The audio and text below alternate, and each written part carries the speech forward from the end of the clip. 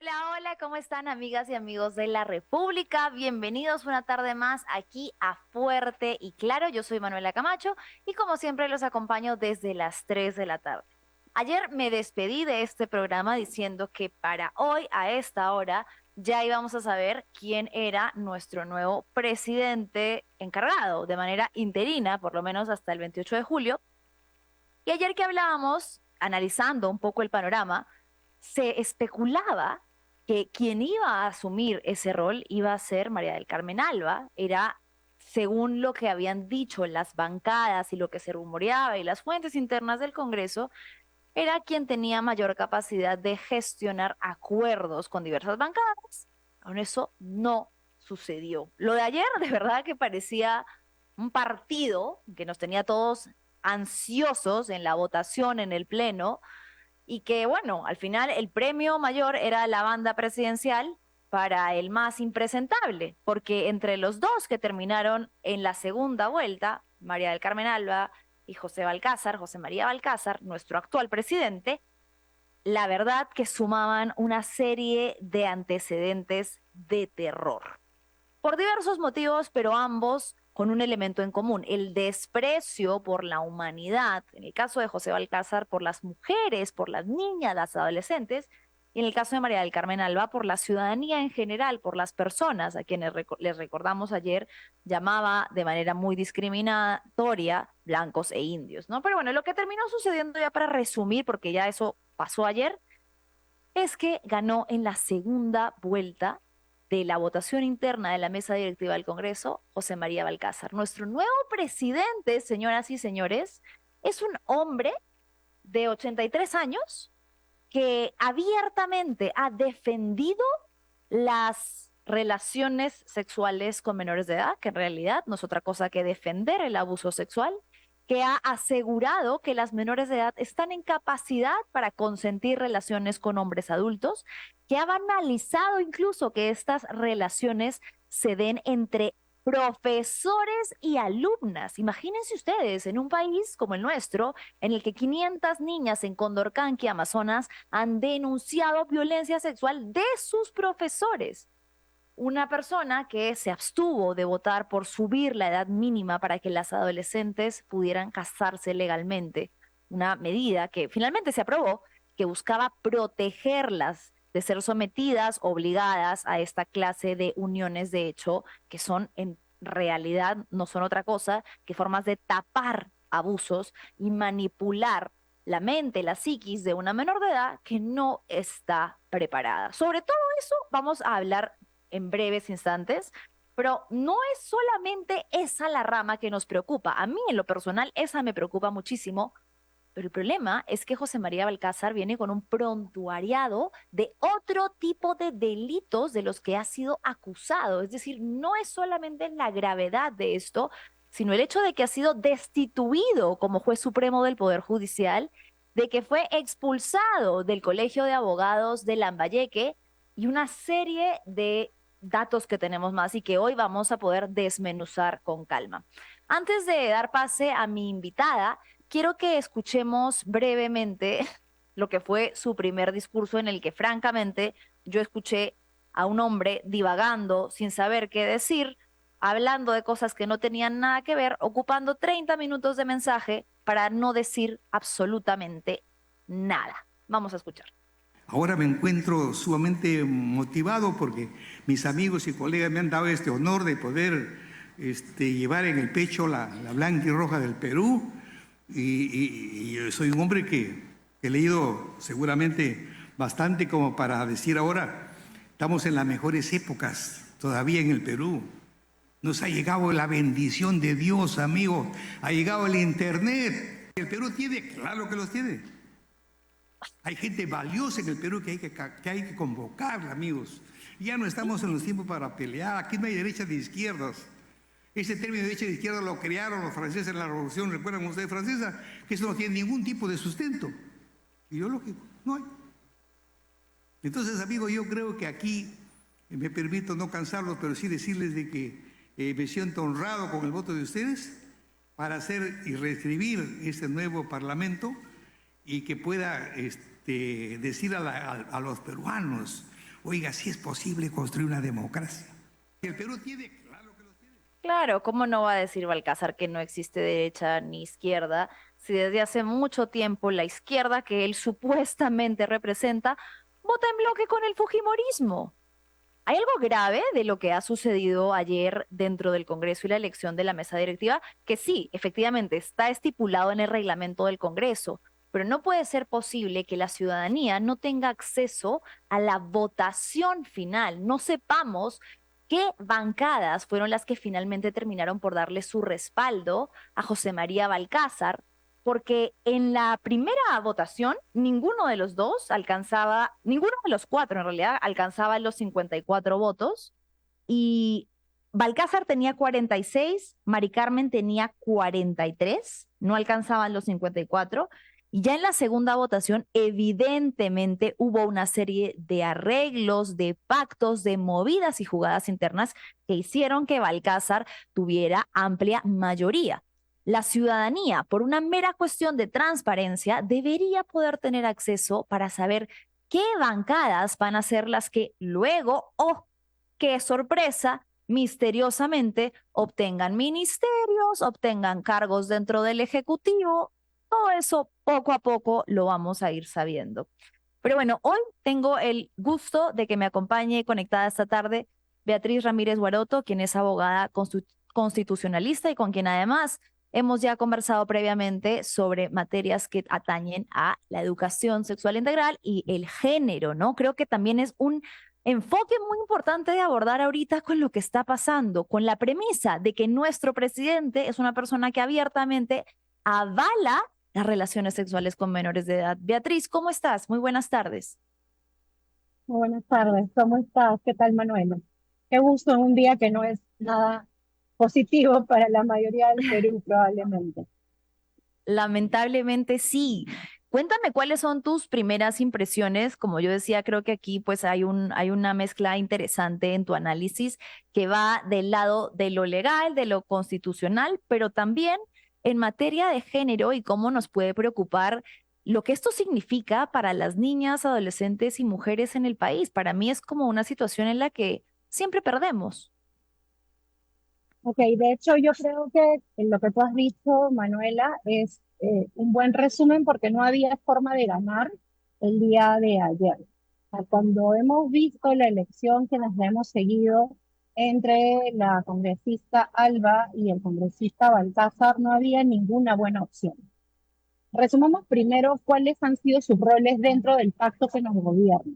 La congresista Alba ha sido la primera congresista de este Congreso y a ello le debemos el impulso de la bicameralidad por la cual tenemos esta cédula por las elecciones del 12 de abril tan horrorosamente grande y tan horrorosamente confusa. De hecho, los Ujú. exabruptos que le hemos escuchado de la congresista Alba eran jaloneando a sus colegas congresistas para que voten como sea por la bicameralidad, de forma que no podamos pronunciarnos nosotros como ciudadanía en referéndum.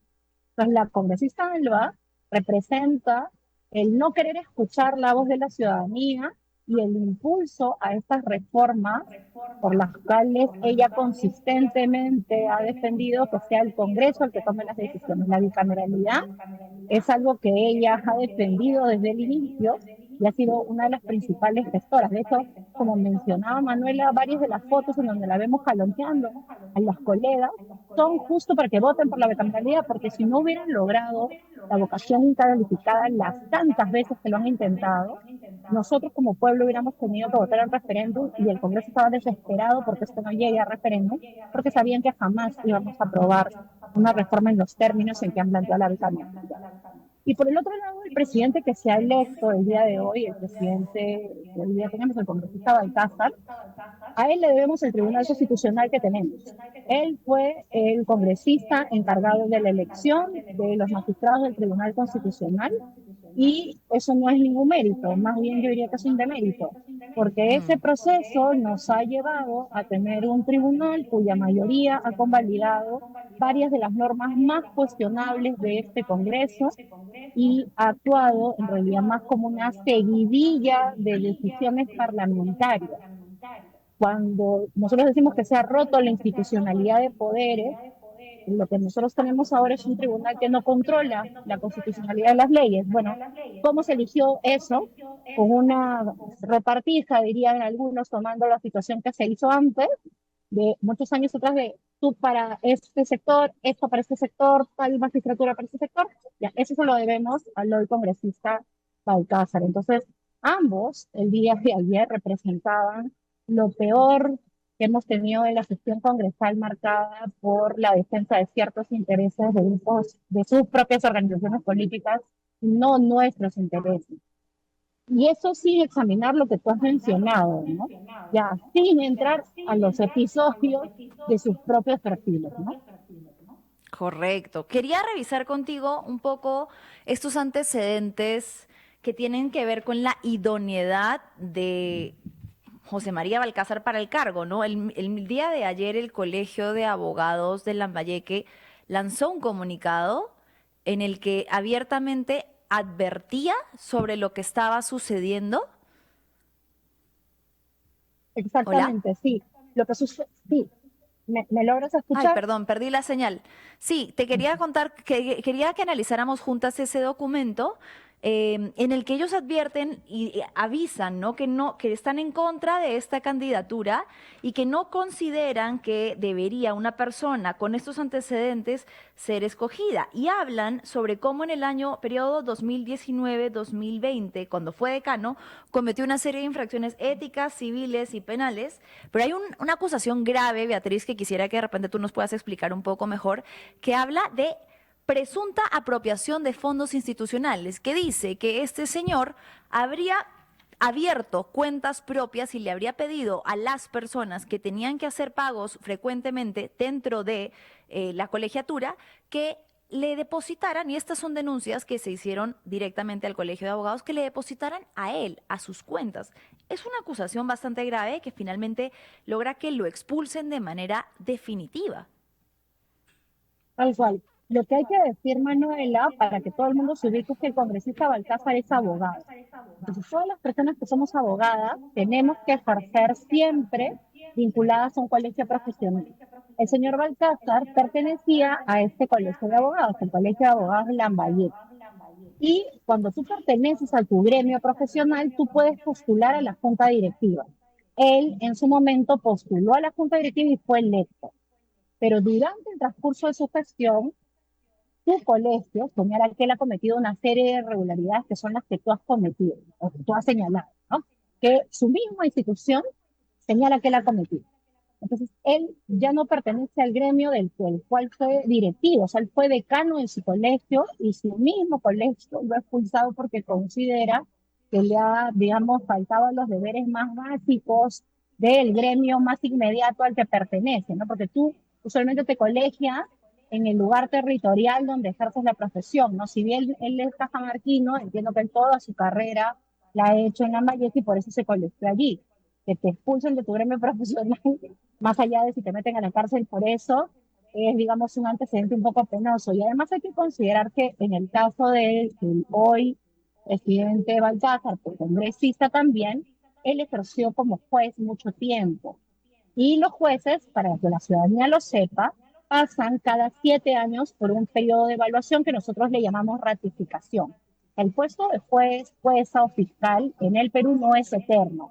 Tú pasas un periodo de evaluación en el que cada 7 años se revisa tu nivel de producción, tu idoneidad para el cargo, ¿no? Ya, eso antes lo hacía el Consejo Nacional de la Magistratura, que terminó en los cuellos blancos y ahora lo hace la Junta Nacional de la Justicia. El anterior Consejo Nacional de la Magistratura, previo a los cuellos blancos, decidió que el señor Balcázar no era idóneo para continuar ejerciendo como juez. Es decir, en un momento se ha puesto también en entredicho la idoneidad que él tenía para ejercer como juez superior. Porque él era juez superior encargado, destacado a la Corte Suprema, que no es cualquier posición en nuestro país, ¿no? Entonces, uno puede ver que no es precisamente que haya tenido una trayectoria impoluta, en todo caso, ¿no?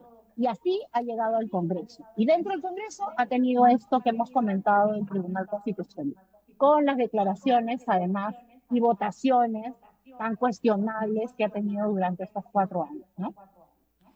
Claro, además de la arista que yo mencionaba al inicio, que creo que es una que también nos convoca aquí, que es su postura abiertamente a favor de las relaciones sexuales con menores, ¿no? Que yo creo que es algo que para muchas personas quizás pasa como secundario, pero no considero que sea menor, sobre todo en la coyuntura actual que hemos estado viendo la semana pasada y toda esta semana, este mes, con respecto a la tasa elevadísima de abusos a menores de edad, ¿no? Es grave, creo que, digamos, se ha deslegitimado por completo la figura presidencial. Ya cualquier persona puede ocupar el cargo. Tal cual. Pero además, o sea, no solo que es grave el prejuicio discriminatorio, Manuela, sino que él siendo abogado lo que muestra es una tremenda ignorancia en el debate por dos temas. Uno, digamos, es innegable que se le sale el prejuicio discriminatorio, ¿no? Pero hay que decir que cuando se debatió la reforma para eliminar el matrimonio, era el matrimonio entre adolescentes de 16 a 18 años.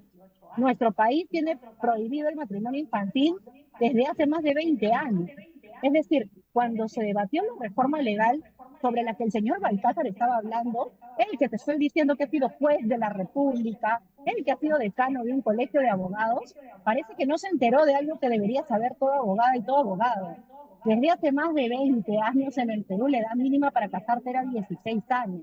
Lo que hemos debatido era que la edad mínima ya no sea 16, era que sea 18. Y el señor muy alegadamente se despachó sobre si las chicas de 14 años se podían o no casar y sobre si las de 14 y 15 años podían convivir. En ese momento eso, Manuela, no estaba en discusión, eso ya era ilegal. Entonces, que encima seas congresista, encima abogado, y no tengas idea de lo que estás debatiendo, o sea, ni siquiera tenía idea de qué era lo que estábamos legislando. Lo único que había que cambiar en ese momento era pasar de la edad mínima de matrimonio de 16 años a la edad mínima a 18. Dime qué hacía él hablando de las relaciones sexuales de las chicas de 14 años, 15 años. Eso jamás estuvo en discusión en el Perú.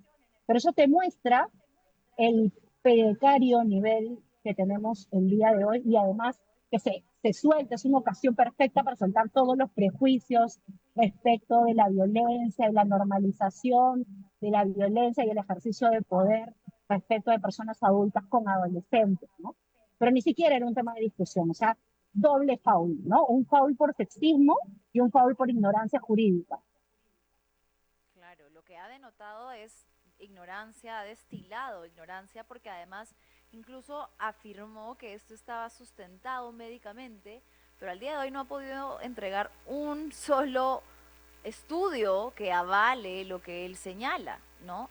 Es grave, considero, por lo que también representa para la población lo desvalorado que está este cargo, ¿no? Creo que, no sé si coincides conmigo, pero antes la figura presidencial, bueno, es el cargo más alto dentro de la función pública y supuestamente se hablaba de una idoneidad o de una persona que fuese moralmente apta para ocuparlo. Ahora tenemos a personas que tienen toda serie de delitos, antecedentes, opiniones cuestionables, contrarias a los derechos humanos y sin embargo ocupan el cargo como si nada.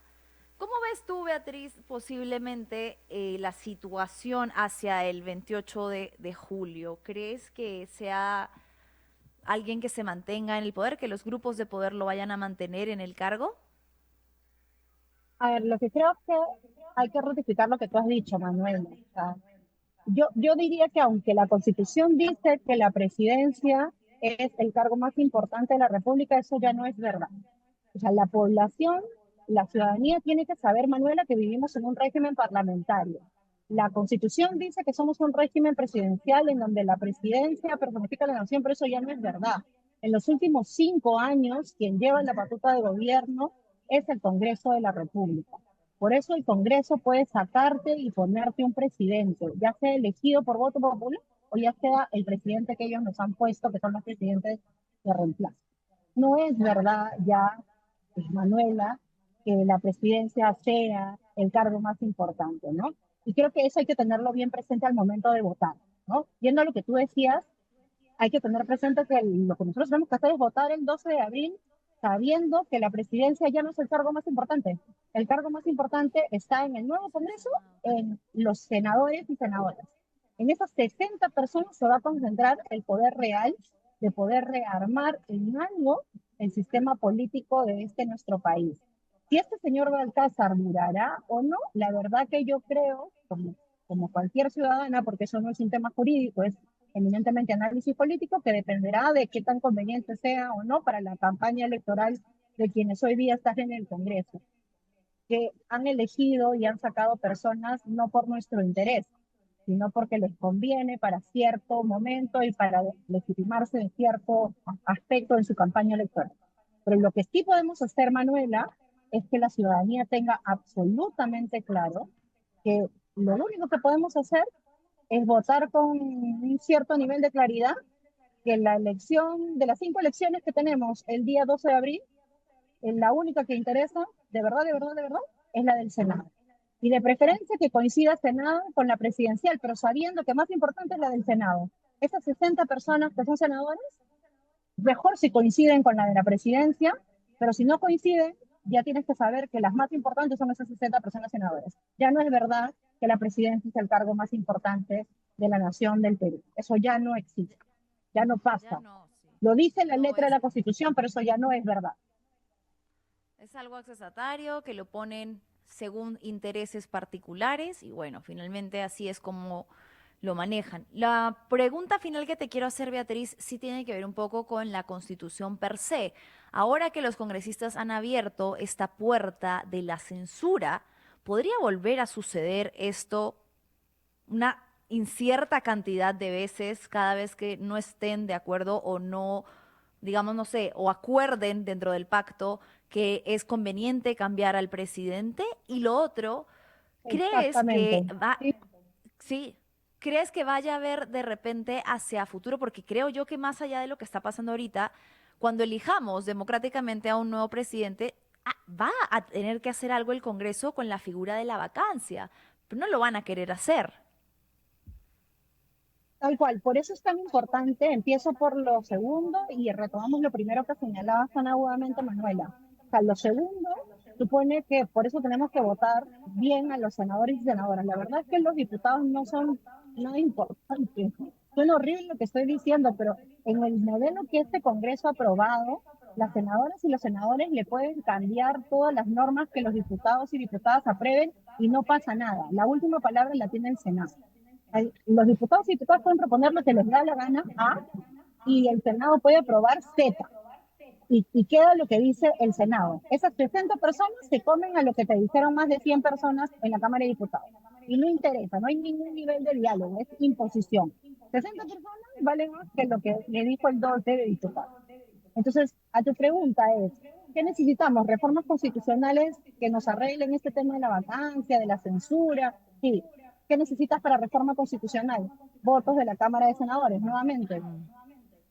Ahora, de las elecciones de senadoras que tenemos que votar a nivel nacional y a nivel de la circunscripción nacional,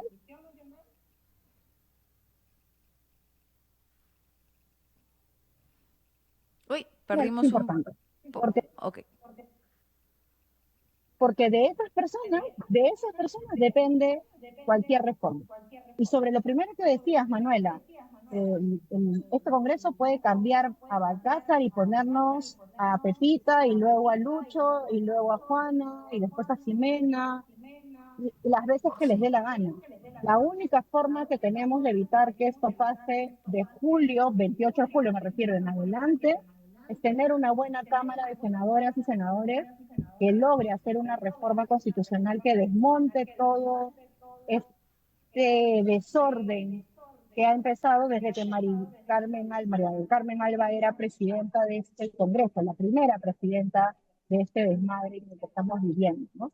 Literalmente, cualquiera que quiera estudiar las normas de la institucionalidad te va a decir que es una desgracia, es un desorden. Tú tienes, la Constitución te dice una cosa y en la práctica pasa otra. Se han aprobado reformas que han roto completamente el equilibrio de poderes y entonces tienes un sistema ya completamente desorganizado.